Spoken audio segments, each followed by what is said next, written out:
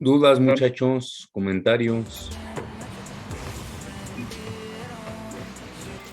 No, profe. No, profe. ¿seguros? Bueno, porque en la práctica que vamos a hacer cuando regresemos, vamos a hacer las prácticas que ya les había comentado.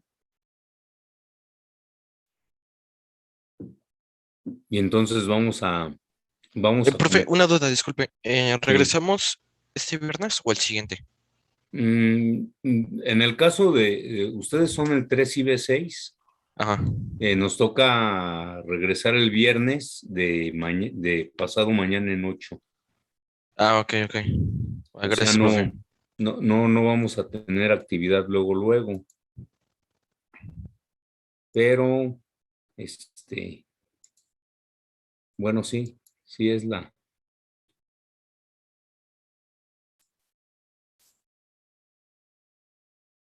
bien, sí, de este viernes que viene en 8, lo que vamos a hacer son las prácticas del,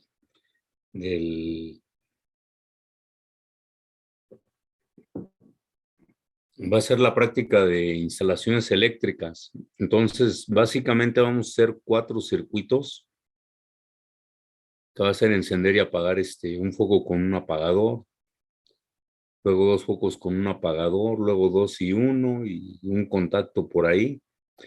Yo creo que no nos va a dar para más. Y la otra práctica va a ser arrancar un motor trifásico con un contactor. Y la última, que va a ser electrónica, vamos a hacer un pequeño sensor, ¿cómo se llama? Vamos a hacer un pequeño sensor óptico y con lo que vamos a concluir prácticamente el semestre. Entonces ya más o menos ya tengo las prácticas, pues diseñadas, ¿no? Y pero también no sé si van a entrar todos a la, a la dichosa clase, ¿no?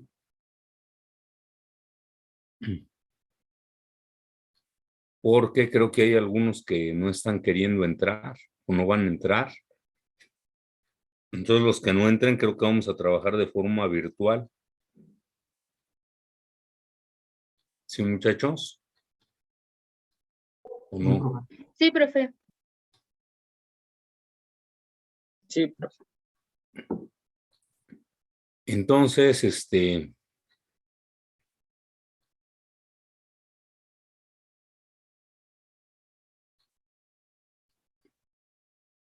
ahora se me hace mucho a ver si no borré la parte de la electrónica. No, aquí está. Vamos a ver poquito de electrónica básica, muchachos. Y antes de que entremos en materia, pues vamos a hablar de una máquina eléctrica, aunque no la vamos a ver a fondo. Aquí solamente vamos a hablar de esta pequeña máquina, de esta máquina nada más para efectos de lo que va a ser nuestra materia, ¿no? Y vamos a hablar del transformador eléctrico. ¿Qué es un transformador? ¿O qué entienden por transformador?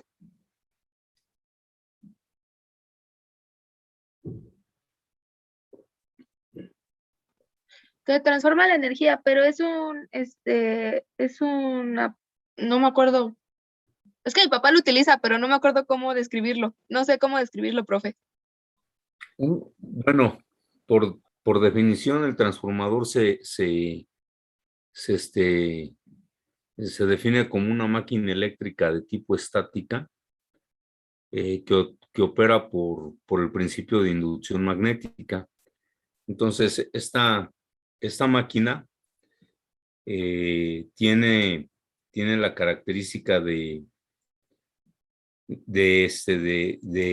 aumentar o disminuir, modificar, más bien dicho, modificar los parámetros eléctricos.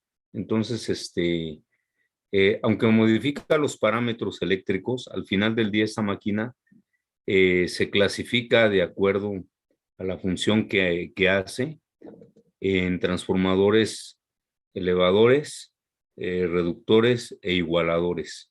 Entonces, el criterio para definir si es elevador, reductor o igualador, se toma como referencia, ¿sí?, el voltaje. Entonces, cuando se incrementa, se dice que cuando se incrementa el voltaje, se dice que son elevadores. Cuando se reduce, se dice que son reductores, y cuando se iguala, se dice que son igualadores, pero en términos de voltaje. Se cumple la ley. Y entonces, cuando se eleva el voltaje, se disminuye la corriente, y cuando se disminuye el voltaje, se eleva la corriente. Este tipo de máquinas, pues, tienen una gran cantidad de usos, ¿no? El más común es aquel que nos sirve para distribuir la energía eléctrica en los consumidores, que somos todos nosotros, y en el caso de las igualadoras, para restituir los valores de voltaje cuando hay distancias muy largas y disminuye el voltaje por la caída de tensión. Entonces, bueno, esos son los transformadores, en forma muy general, porque aparte estos elementos se clasifican de acuerdo al uso al tipo de enfriamiento. Así son secos, se utilizan algún medio como el aceite eléctrico o el gas de hexafluoruro de azufre, etcétera, etcétera. Entonces, aquí realmente, así en forma muy general, los transformadores tienen algo que se conoce como relación de transformación, y esa relación es un numerito en donde se relacionan el número de espiras que hay en la parte primaria. La parte primaria es la que recibe la energía, y el secundario, o la parte secundaria, que es donde se entrega la energía. No es más que pues un arrollamiento, ¿no? Es un arrollamiento. El símbolo es que está aquí. Ese es el símbolo del transformador, donde P1 y P2 son la entrada o el primario, y S1 y S2 son las salidas o el secundario. Y bueno, ya no les hablaría más, porque es ¿cómo se llama? En el caso de en el caso de los transformadores de tensiones ya muy elevadas, como los que tenemos para la distribución de la energía en casa habitación, las letras son H0, son las letras H, y en la salida son las letras X, que H son las de alta y las X son las de baja tensión. Y ahora sí, digo, este tipo de elementos, el transformador, es el primer dispositivo que se utiliza en electrónica. ¿Por qué se utiliza en electrónica? Porque generalmente la electrónica maneja niveles de voltaje muy bajos. De hecho, la electrónica se divide en dos, bueno, no en dos, tiene una gran división, pero en forma muy general, diríamos que en la electrónica está subdividida o dividida en dos partes: la electrónica, por decirlo así, tradicional, y la electrónica de potencia, ¿no? Que la electrónica ordinaria o la clásica, esa es aquella que maneja niveles de voltaje muy, pero muy bajos, y la de potencia, pues ya se utiliza para aplicaciones ya de nivel de voltaje muy elevado, ¿no? Como el arranque de motores, la rectificación de la corriente. Por ejemplo, en los trolebuses, el tren ligero, el metro, los trenes eléctricos, utilizan corriente directa en su gran mayoría, y esa corriente directa no es otra cosa más que la corriente alterna que se rectifica. Y esos elementos de rectificación se conocen como tiristores, ¿no? O diodos de potencia también. Es el nombre que se les da. Bueno, una vez dicho eso, vamos a entrar en lo que es ya el tema de la electrónica en sí. Fíjense, muchachos, que en general, así en general, los materiales en términos eléctricos podemos clasificar en tres partes. En tres, una división muy general, son tres tipos de materiales.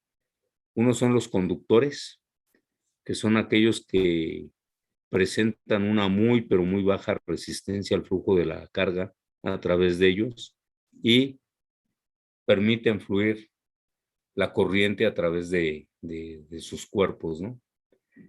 Los aislantes, que son materiales que hacen todo lo contrario, son materiales que se oponen en un nivel muy elevado al flujo de la corriente a través de ellos. Y hay un tercer grupo, o sea, los dos primeros grupos, como que es muy fácil determinar para qué se van a utilizar. Los conductores, para conducir la energía eléctrica, y un buen conductor se utiliza también en la fabricación de máquinas, ¿no? Como en los motores y en los transformadores y en los generadores. Y por eso es que las bobinas de estas máquinas están hechas de cobre, por la capacidad que tiene para conducir. Los aislantes, pues también sabemos dónde se utilizan, ¿no? Los aislantes, pues, son el forro de los conductores para que no haya contacto entre ellos. Se utiliza para la fabricación de equipo de protección personal. Se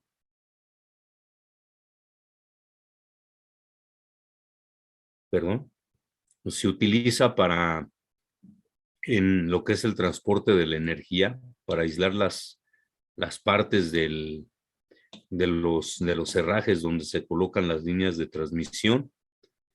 Y pero los semiconductores, que es el tercer grupo, y que es un grupo que se empezó a desarrollar y se determinaron sus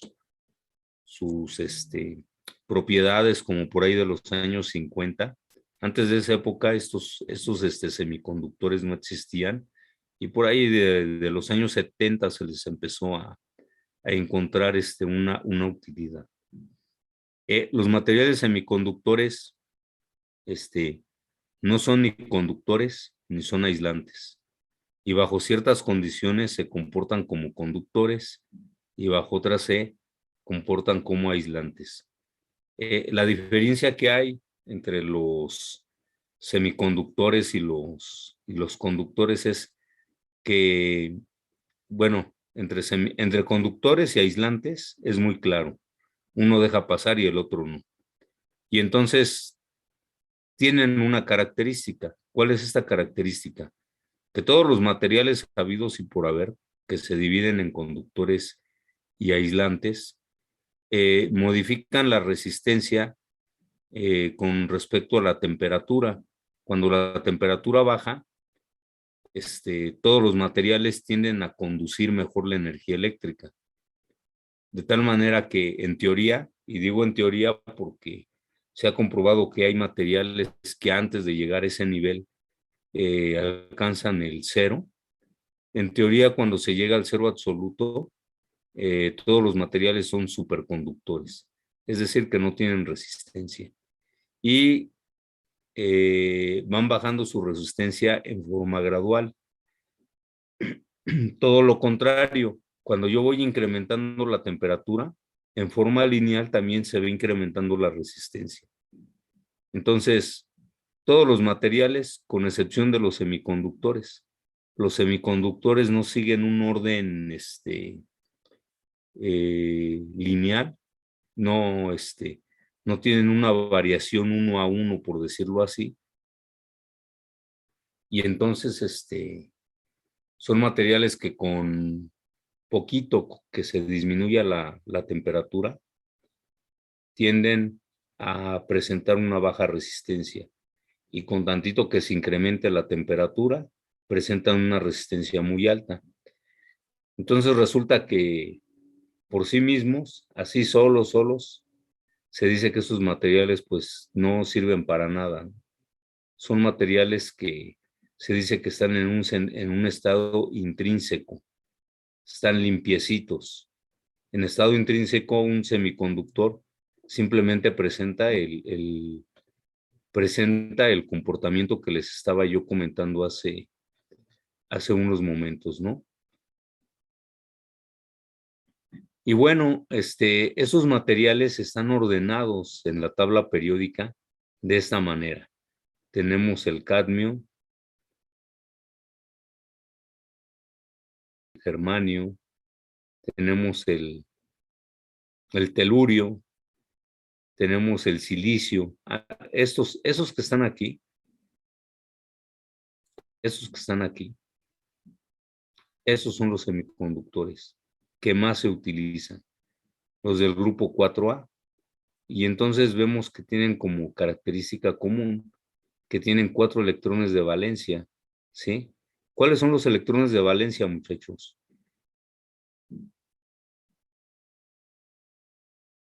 ¿Los últimos? Son los electrones que están en la última capa.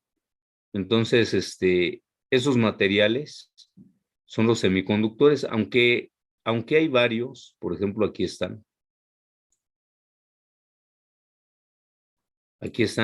todos los semiconductores que se utilizan, pero los más comunes son el silicio y el germanio.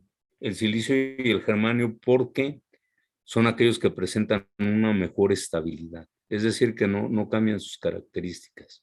Ahora, les comentaba que solos como que no nos ayudan de mucho, no tienen así como que mucha aplicación, ¿no? Solos no sirven de mucho. ¿Cuándo es cuando ya sirven? Bueno, pues sirven cuando estos materiales ya no están en un estado intrínseco, ¿no? Cuando ya no son puros. Y entonces cuando ya no son puros, se dice que los materiales están dopados. Entonces,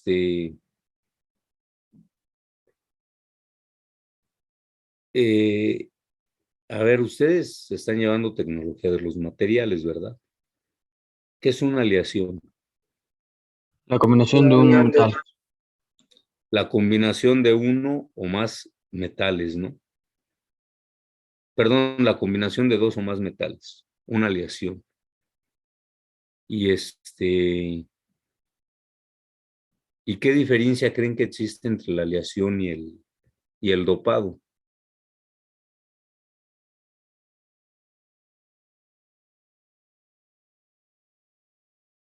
Bueno,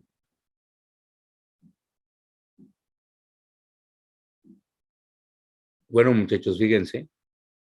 Una aleación es cuando unimos dos o más metales en una proporción. Los agarramos, los unimos en una proporción, los metemos a un horno, se funden, molecularmente se mezclan y generan un tercer material que tiene características muy diferentes en términos de dureza, en términos de elasticidad, en términos de maleabilidad, de todas las características físicas de los materiales se van a modificar.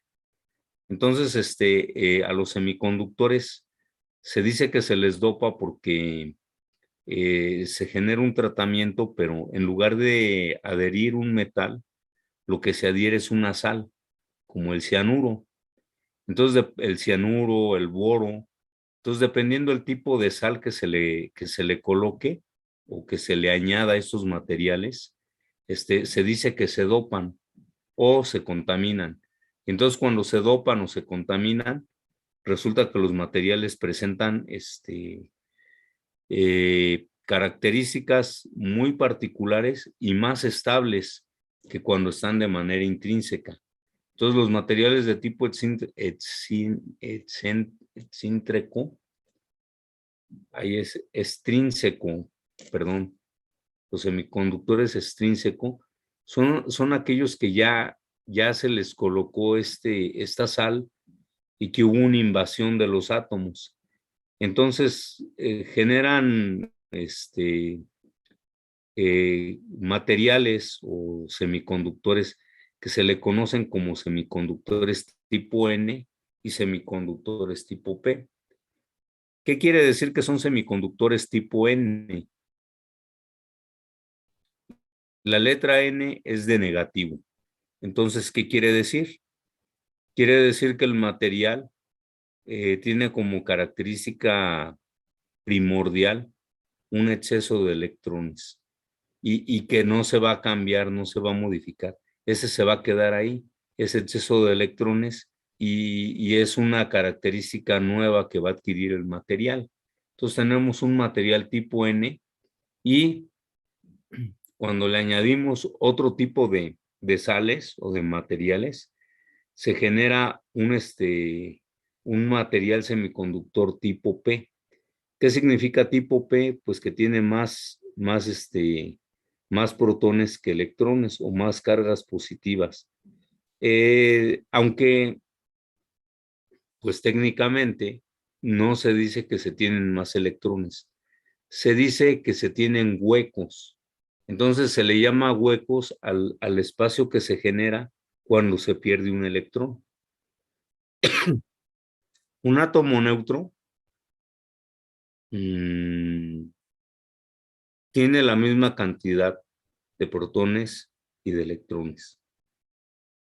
Cuando se pierde uno, se dice que se ioniza. Cuando se pierde o se gana un átomo, una carga una carga eléctrica, un electrón, porque los protones es prácticamente, bueno, no es imposible, pero sí no es práctico para lo que nosotros hacemos, sacarlo del núcleo, ¿no? Porque eso generaría algún problema de otro tipo. Entonces, lo que se saca y lo que se mete de un átomo son los electrones. Y entonces, cuando un electrón se va, queda ahí el espacio.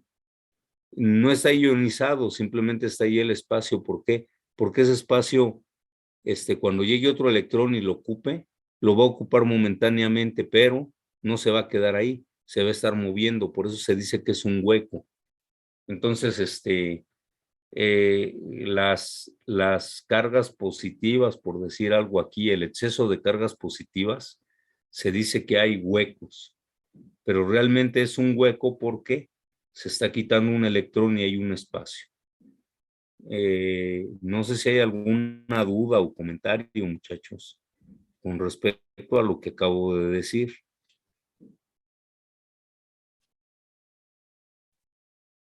Muchachos. No, profe. No, profe. A ver, pues es importante que si tienen dudas ahorita me las hagan saber, porque pues resulta que de la comprensión de esto, pues vienen todo lo demás que es la teoría, ¿no? Entonces, con esos materiales que se han dopado y que se ha formado un material tipo N y un material tipo P, se genera el primer elemento electrónico. El primer elemento electrónico es el diodo. Y el diodo, pues no es otra cosa más que la unión de dos materiales de este tipo, material tipo P y material tipo N. Entonces, de ahí que nuestro Profe, yo tengo una duda. Sí. ¿A qué se refiere con material dopado? Es lo que les acabo de decir, que tenemos silicio o tenemos germanio y se le va a agregar o se le va a incrustar una sal. Esa sal puede ser boro, puede ser fósforo, puede ser cianuro. Entonces, cuando usted le agregue esa sal, modifica sus características el material. Y dependiendo del tipo de sal que le coloque, el material va a ser de tipo P o de tipo N. A eso me refiero a cuando digo que el material está dopado. Gracias, profe, ya entendí mejor. Sí, se le da este nombre porque si en lugar de agregar sal le agrego un metal, entonces ya no es un dopado, ya es una aleación. Sí, en tecnología de materiales ya les explicaron qué son las aleaciones, ¿no? Sí. Entonces, estos son semiconductores, no son conductores, no son metales. Bueno, mejor dicho, están en un término medio entre que sí son y no son. Y no se les agregan metales, se les agrega una sal. Por eso se dice que están dopados. Entonces, de ese dopaje, pues surgen estos dos tipos de materiales, ¿no? El tipo N y el tipo P. Cuando juntamos un tipo P y un tipo N, tenemos lo que se conoce como un ánodo y un cátodo. Entonces, eso es lo que en química ustedes les llaman aniones y cationes, ¿verdad? Sí, profe. Y de hecho por ahí alguna vez hubo pues no conmigo, ¿no? Pero con un compañero hubo una discrepancia porque les decía el profe que el ánodo era el positivo y el cátodo es el negativo. Cuando sabemos que el ánodo es el que está ionizado negativamente y el cátodo positivamente. Y no hay contradicción en esto, pero tendríamos que ver la estructura molecular para ver por qué se da este nombre. Entonces, aquí eso tiene que ver con el positivo que va a entrar a la señal y ese otro es con el negativo. Entonces resulta que de ese diodo, hay muchos tipos de diodos, muchachos. Hay diodos rectificadores, hay diodos Zener, que también se les conoce como diodos reguladores de voltaje. Hay diodos emisores de luz, que los conocen vulgarmente con el nombre de LED. Y hay otros que son los fotodiodos. Los fotodiodos operan al revés de los LEDs. El LED lo alimento y emite una luz. El fotodiodo jamás va a operar si no hay incidencia de un haz luminoso. Entonces, estos dos son contrarios. Y esos tres existen más, ¿eh? Está el diodo túnel, el diodo Stocky, hay infinidad de diodos. Del diodo rectificador controlado, que es el SCR de silicio. Pero básicamente nosotros con estos 4 que tenemos aquí, pues nos va a servir para lo que queremos ver, ¿no? Lo que vamos a ver en este curso. Entonces, fíjense, muchachos, el primer diodo, el primer tipo de diodo que se ve o que vimos o que vamos a ver dentro de nosotros, dentro de nuestra materia, es el diodo rectificador, ¿sí? Características de los diodos, pues los diodos se dice que son materiales unidireccionales. Dejan pasar la corriente en un sentido, pero no la dejan pasar en sentido opuesto. En sentido opuesto se comportan como una barrera que bloquea el flujo de la corriente en la dirección opuesta. Entonces, cuando se conecta un diodo, se dice que se polariza. Entonces, vamos a tener 2 tipos de polarización, la directa y la inversa.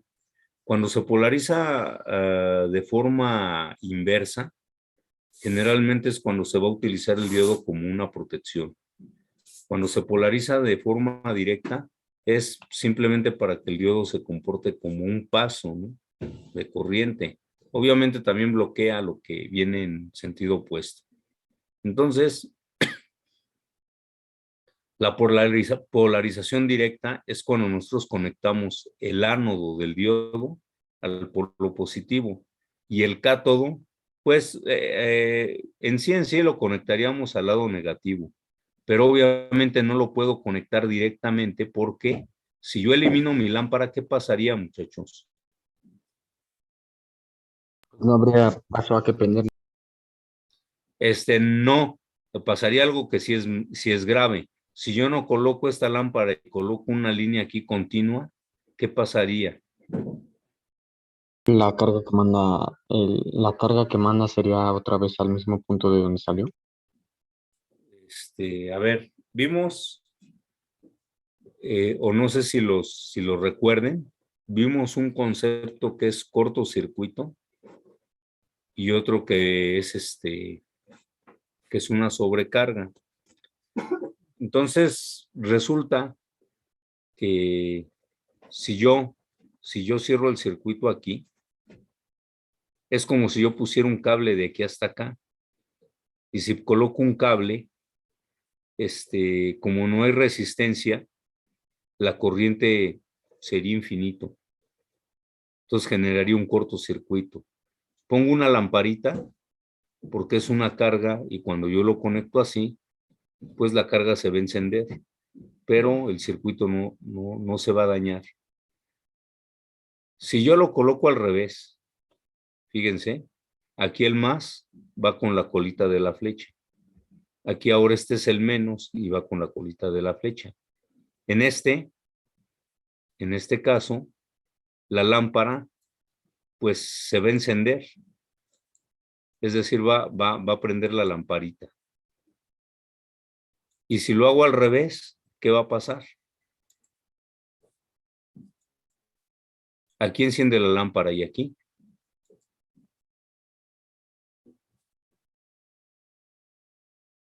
Aquí no va a encender, muchachos. ¿Por qué? Porque resulta que este elemento es unidireccional. Deja que fluya de aquí para acá, pero no deja que fluya al revés. Entonces, si yo lo conecto al revés, se dice que es una polarización inversa y en este caso la lámpara simplemente pues no va a encender.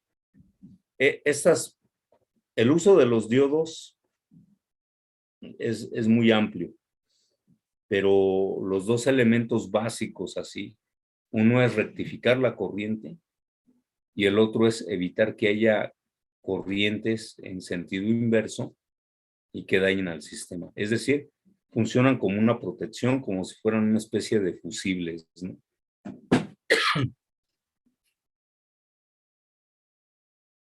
Y bueno, de ahí, pero el diodo, ¿para qué sirve? O sea, solo, ¿qué función tendrá? La primera función que se le encuentra es la rectificación de media onda.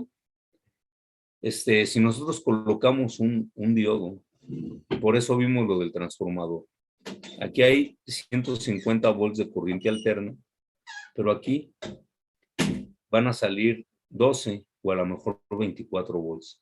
Entonces, lo que nosotros normalmente conocemos como eliminador es un transformador que de 127 lo reduce a, creo que es a 12, algo así, a 12, lo reduce a 12.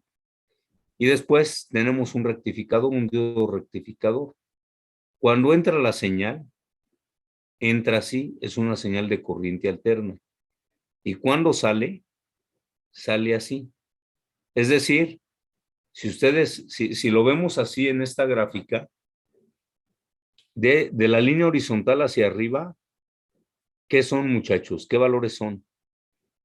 Positivos. Son positivos. Y de la línea hacia abajo son negativos. Entonces, cuando yo coloco un diodo, solamente me permite la parte positiva, la parte negativa no le permite pasar.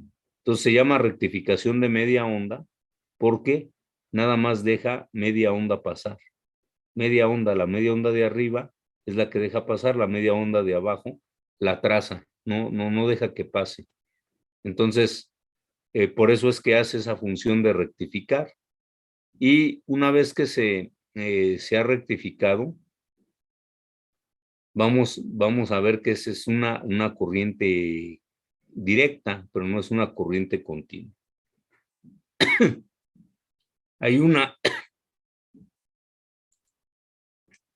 una diferencia entre una y otra, ¿no? Y vamos a ver que existe una corriente, un otro elemento que es el rectificador de onda completa. Hay dos tipos, pero yo no quise poner el otro. El otro es este mismo diagrama, pero tiene un diodo conectado en la parte de abajo. Sigue la misma dirección, pero con respecto a la resistencia diríamos que está en sentido contrario. Entonces, ese es un rectificador de onda completa, pero el que más comúnmente se utiliza es este, que se conoce como conexión tipo puente. Entonces, llega por aquí la corriente alterna y este primer diodo me permite sacar media onda. Y como ese está en sentido opuesto, ese es el negativo, la corriente ya no circula para acá, sino que se pasa de este lado. ¿Sí estamos de acuerdo? Sí, profe. Ok, entonces, eso es por un lado. Y por el otro lado, llega aquí, y si este es el punto positivo, este va a ser el punto negativo. Entonces pasa por acá, aquí la rectifica, y entonces aquí me va a sacar el polo negativo. Aquí voy a tener el positivo y aquí voy a tener mi negativo. Entonces de aquí, que mi forma de onda ya no va a salir pulsante como estaba acá arriba. Aquí yo la tenía pulsante, ¿verdad? Uno sí, uno no. Uno sí, uno no. Uno sí, uno no. Aquí no. Aquí va a salir uno sí y el otro también, y el otro también, y el otro también, pero va a haber una variación. Aquí no va a ser continua la onda, así como en forma de brinquitos, ¿no? Lo único que sí es que todos los valores que aparecen aquí, ¿cómo son, muchachos? Positivos. Todos son positivos. Entonces, por eso, aquí ya tenemos la corriente directa, que se dice que es pulsante, ¿no? Entonces, para corregir ese problema, muchachos, bueno, esta es una rectificación con punto medio.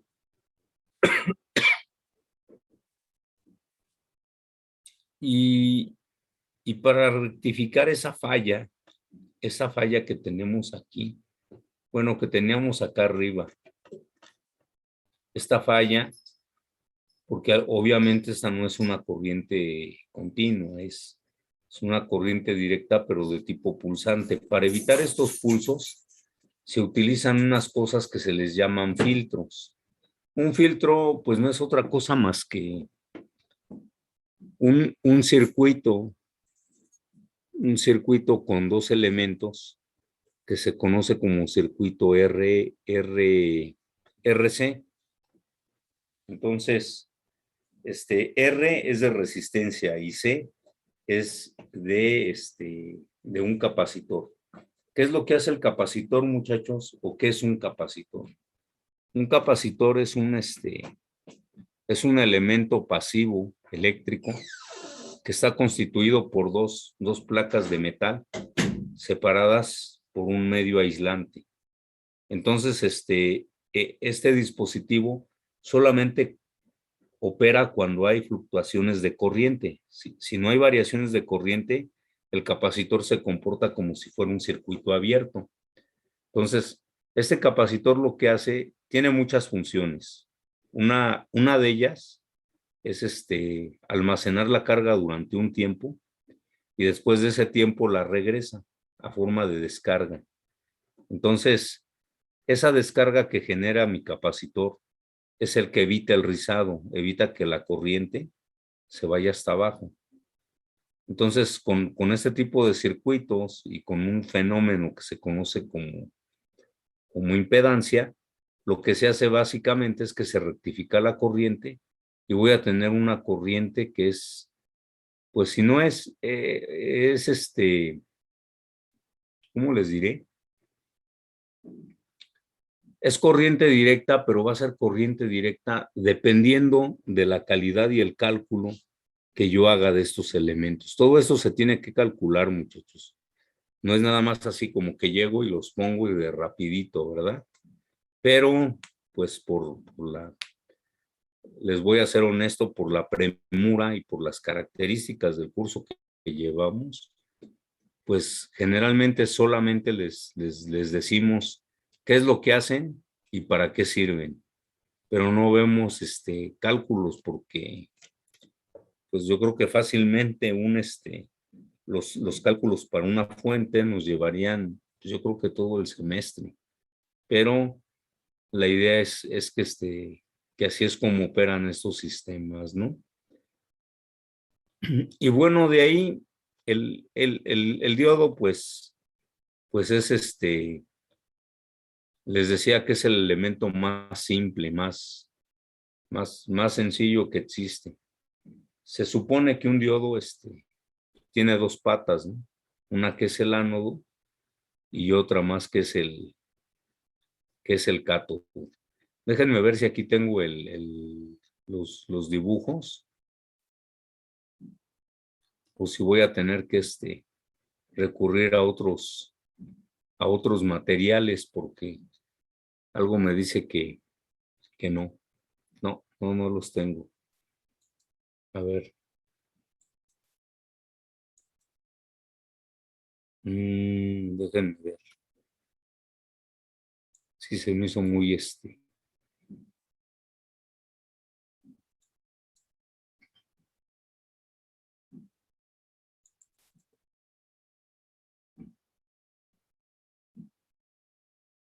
A ver, espérenme.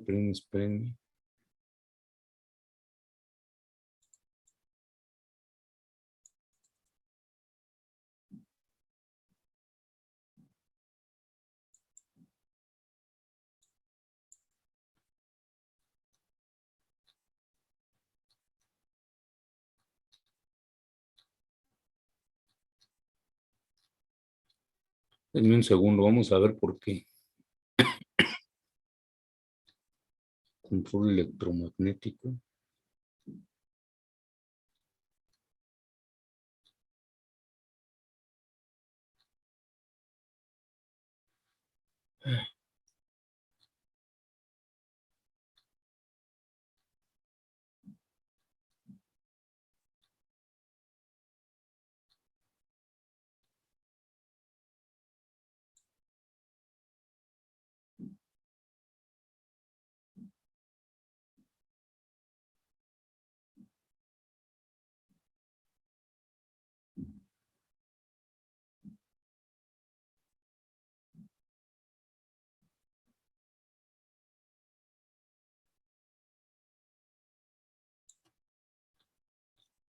Creo que no.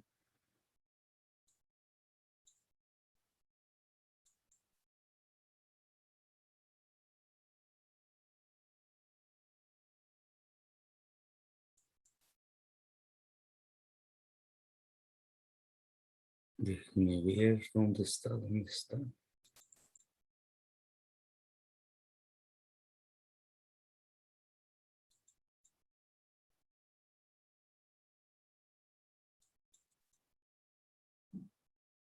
En un segundo, muchachos. Estamos en quinto semestre, PLC.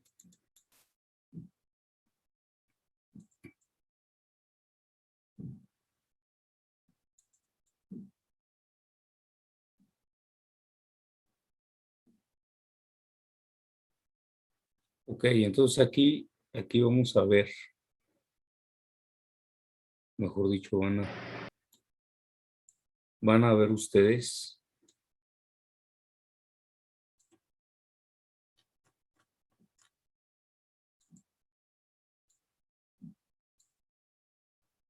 vamos a ver qué es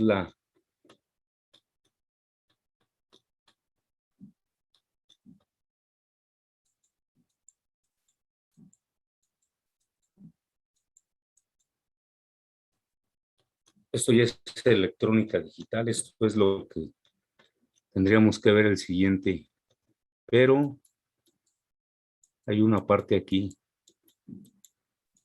¿Qué me va a servir para explicarles esto? Claro. Aquí está.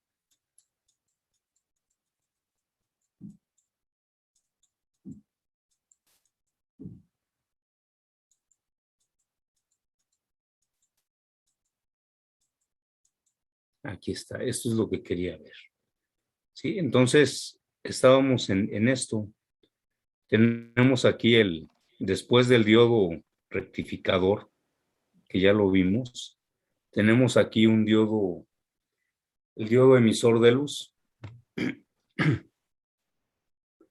Entonces resulta, muchachos, que algo tan ordinario como un LED, ¿sí? Algo tan simple como un LED, pues tiene sus detalles. ¿Y cuál es el detalle principal? Que bueno, como alguna vez les comenté,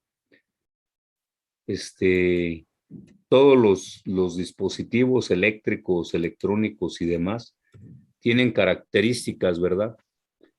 Y dentro de esas características están los parámetros eléctricos. Entonces, un LED no es otra cosa más que un diodo que emite una luz. Eso es lo que es un LED, no es otra cosa. Entonces, ese LED tiene la desventaja o ventaja, no sé, realmente ventaja, ¿no? Tiene la particularidad de que hasta hace unos años solamente había LEDs que podían operar a 2 volts y que la corriente máxima de operación era de 50 miliamperes. Una de las ventajas que tiene un LED es que puede trabajar tanto en corriente directa como en corriente alterna. La desventaja es que el voltaje es muy bajo. Entonces, si yo tengo una fuente de alimentación, por ejemplo, de 5 volts, no hablemos a mucho, con 5 volts yo podría quemar un LED.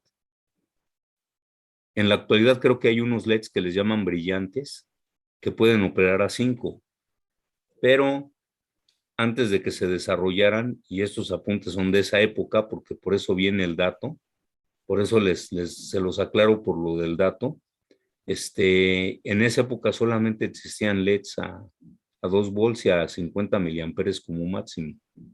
Entonces, si yo necesito un LED para dar una señalización en un diagrama o en un sistema de control, en un sistema eléctrico, ¿cómo le hago para que cuando se energice no se queme el LED?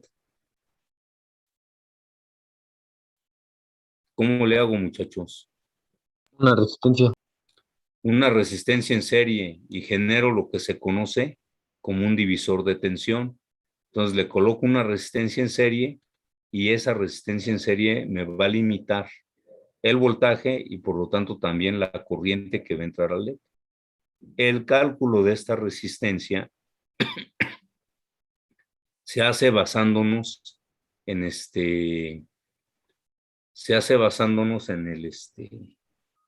en las leyes de voltaje de Kirchhoff y las leyes de Ohm. Entonces, ahí es la importancia de por qué se tuvieron que ver esos temas. Simplemente para encender un LED, ahí se tiene que meter la ley de Kirchhoff. Aquí aquí hay todo bueno, en este apunte que yo tengo, aquí viene toda la secuencia de cómo se calcula, cómo se diseña. El punto es que la resistencia que se coloca aquí, que es esta resistencia, que se conoce como resistencia de carga, se calcula con esta expresión, donde tenemos BF, que es el voltaje de la fuente, BRD, que es el voltaje del diodo o del LED, y la corriente del LED. Entonces, si yo tengo que el voltaje es 2 y la corriente es 20 miliamperes, nada más me hace falta conocer el voltaje de la fuente. Y con eso determino la resistencia que va a colocar aquí. ¿Otra vez el celular? ¿Sí, muchachos? ¿No? Entonces, esa es la expresión que se utiliza para que podamos determinar la resistencia de carga. pues ya se nos vino el tiempo encima, muchachos. La próxima clase todavía es una clase de 3 horas, entonces vamos a ver todo el proceso para diseñar el sensor, pero no lo vamos a diseñar nada más así al aire. Vamos a calcular desde la resistencia de carga para el LED hasta la resistencia de base del transistor, para que cuando hagan ustedes la práctica, no la hagan, como dicen vulgarmente, al aire, ¿no? Sepan por qué están haciendo las cosas. Bueno, muchachos, pues yo los dejo. Nos vemos el próximo viernes. Que tengan